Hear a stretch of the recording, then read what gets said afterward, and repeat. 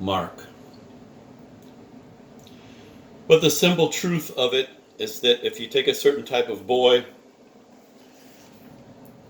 with an extremely delicate temperament and you turn his bedroom into a dark, terrifying sort of prison cell,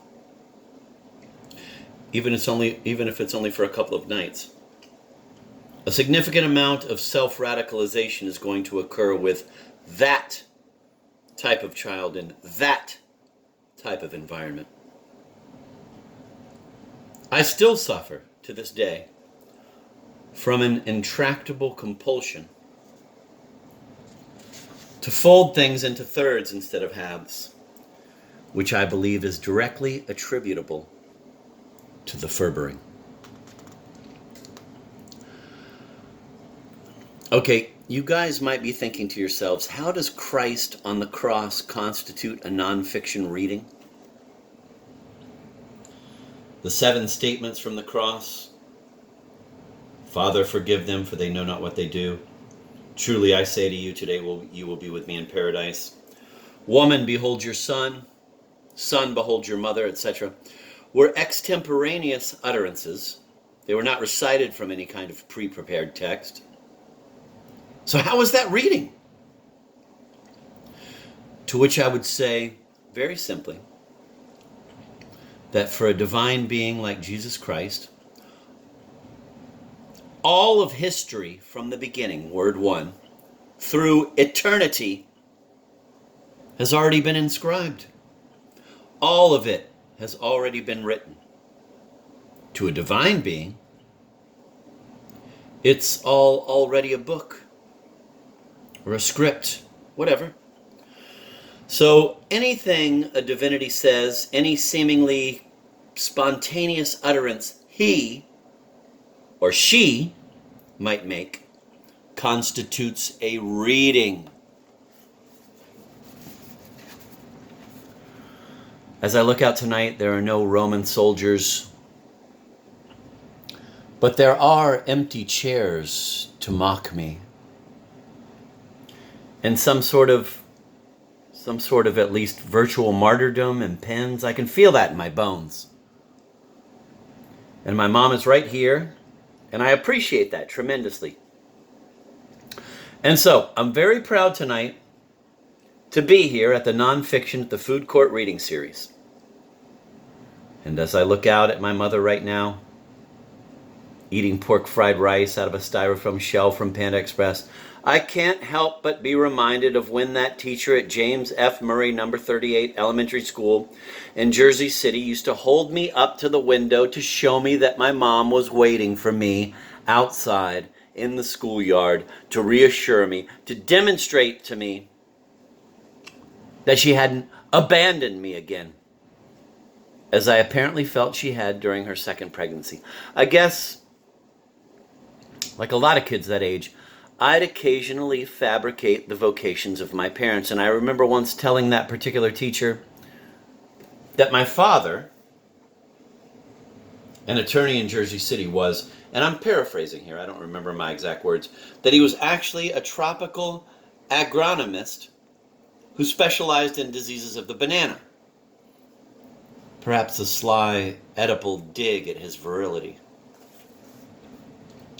I remember the teacher smiling at that. She was a very smiley, very accommodating woman. But I always suspected that her smile was a mask.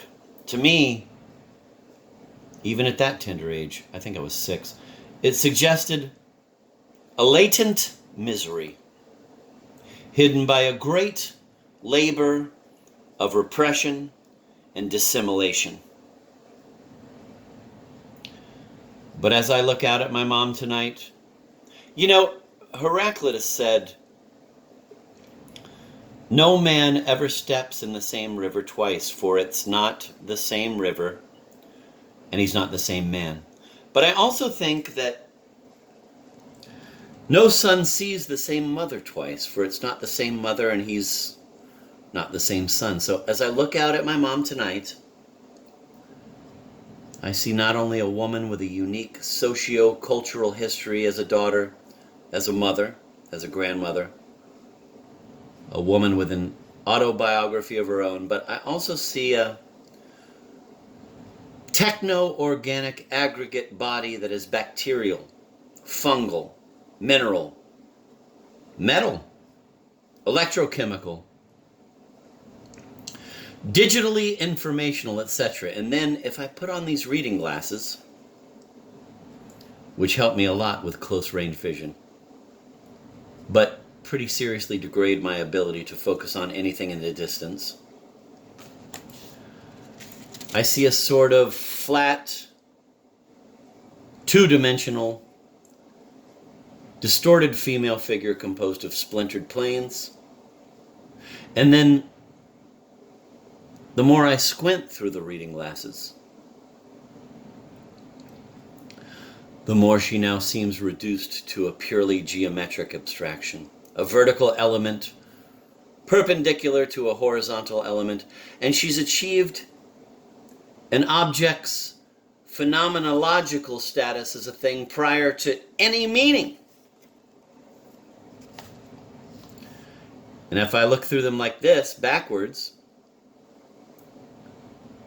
she seems to disaggregate completely. She becomes an exploded diagram of herself.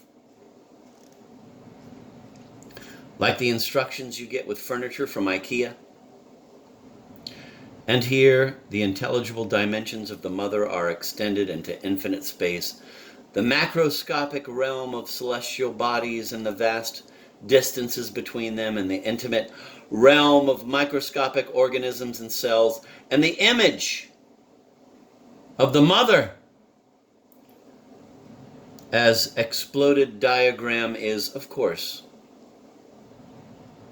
the image of the mother as suicide bomber.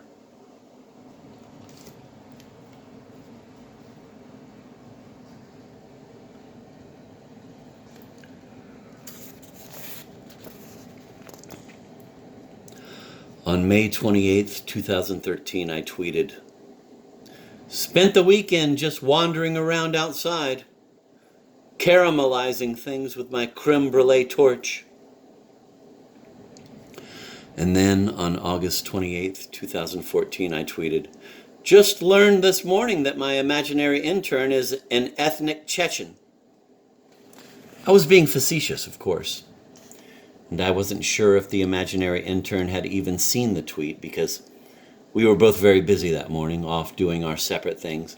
I think he was reviewing and archiving childhood crayon drawings and digitized 8mm birthday party footage that my dad had shot in the early 60s. And I was, you know what?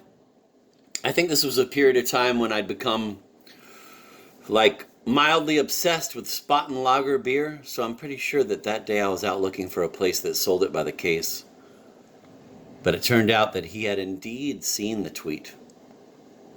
Because once the two of us reconvened later that evening, he asked me, "What ethnicity do you actually think I am?"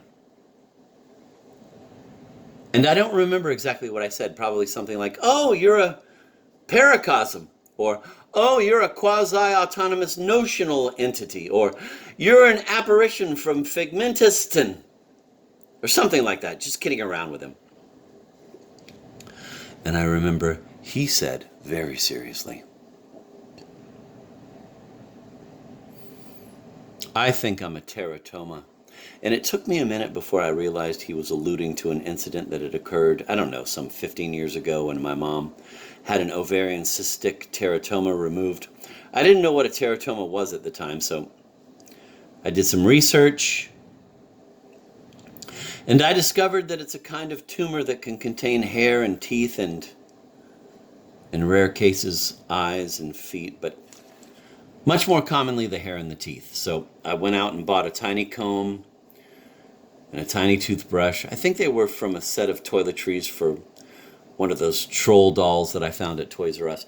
And I gave them to my mom at the hospital. And I immediately regretted the gift. I'd originally thought it was sort of cute and clever in a completely innocuous way, but then it just seemed like a creepy, morbid attempt at humor at her expense. And I was really apprehensive that she'd be hurt and angry. And she could have so easily hobbled me with a glare or a pained aversion of her eyes if she'd wanted to, because I don't think it was funny to her at all. I mean, she had 2 huge heliotrope bruises. One from a tourniquet they'd used to start the IV drip in her arm, and one from a catheter she'd had on the dorsum of her hand. That made me wince when I looked at them. She was still nauseous from the anesthesia, and she was still in a considerable amount of pain from the surgery itself. But she just smiled at me in that beautiful, gracious, indulgent way she has of smiling at me. The way she's always smiled at me. This is the no mask of her immutable benevolence. I said a little while ago when I was talking about how my mom drove me to the mall tonight that I don't really like to talk to her when she's been drinking and she's driving over 90 miles an hour because I don't want to distract her. And I was just being facetious. And it was a glib, thoughtless thing to say. Just for cheap laughs at her expense. And I just want to say that my mom does not drink and drive. And as soon as I said what I said, I regretted it completely. And,